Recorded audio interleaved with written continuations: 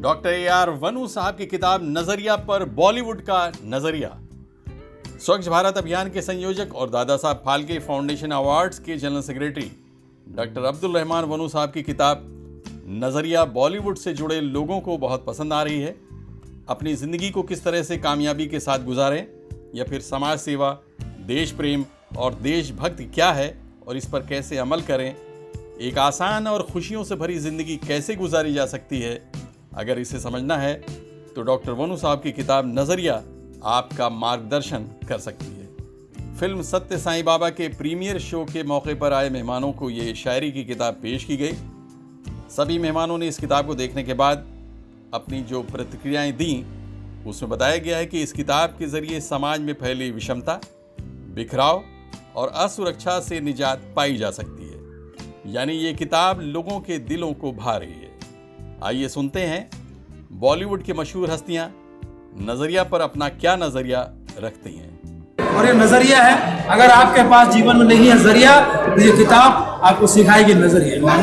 नजरिया के बारे में जाहिर सी बात है, डॉक्टर अब्दुल रहमान साहब ये हमारे बड़े भाई के कज़न हैं, अशफाक कोपीकर के।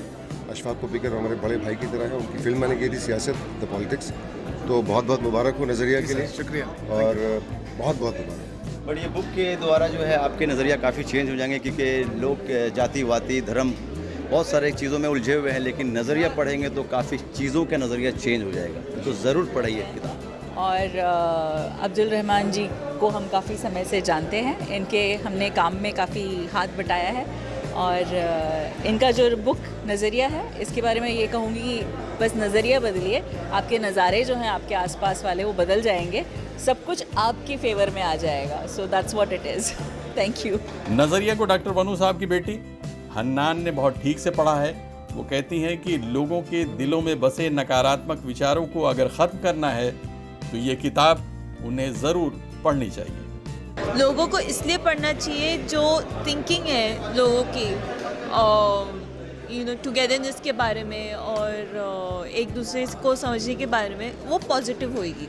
तो उसके हिसाब से मुझे लगता है कि सबको ये किताब पढ़नी चाहिए, तो सबका पॉइंट ऑफ व्यू जो है वो शायद चेंज हो, शायद पॉजिटिव तरीके से पॉजिटिव वे में जाए। डॉक्टर अब्दुल रहमान वनु साहब धरती पर सभी अच्छे लोगों के विचारों को फैलाने के प्रबल पक्षधर हैं। वो रास्ते पर फैली गंदगी के साथ ही दिलों में फैली गंदगी को दूर करने की बात हमेशा दोहराते रहते हैं। दरअसल जो अच्छे लोगों के अच्छे विचार हमारे देश में हैं, चाहे वो सत्य साई बाबा हो, चाहे वो हमारे महात्मा गांधी जी हो, हमारे डॉक्टर अब्दुल कलाम आज़ाद मरहूम हो, जो इस देश में हमारे गुजर चुके हैं, जो अभी दुनिया में नहीं है, और जो बातें उन्होंने की है, मुझे ऐसा लगता है कि उनकी जो की हुई बातों को लोगों के दिलों में दोहराना एक बहुत ही अच्छा प्रयास होना चाहिए और इससे लोगों को समझ आती है कि नहीं, हम ये चीज़ भूल गए, हमें फिर से याद होना चाहिए। इसीलिए सबक सिखाया जाता है, इसीलिए लोगों में बार बार चीज़ें दोहराई जाती है।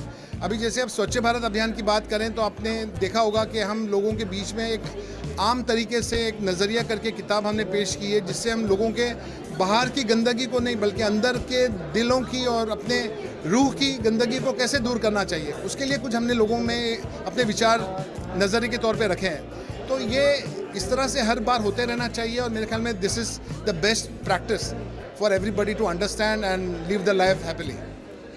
मुंबई के PVR जुहू में सत्य साईं बाबा के जीवन पर आधारित फिल्म का प्रीमियर शो गुरुवार को आयोजित किया गया था, जिसमें बड़ी संख्या में बॉलीवुड के कलाकारों के अलावा सामाजिक संगठनों और राजनीति से जुड़ी बड़ी हस्तियां मौजूद थीं।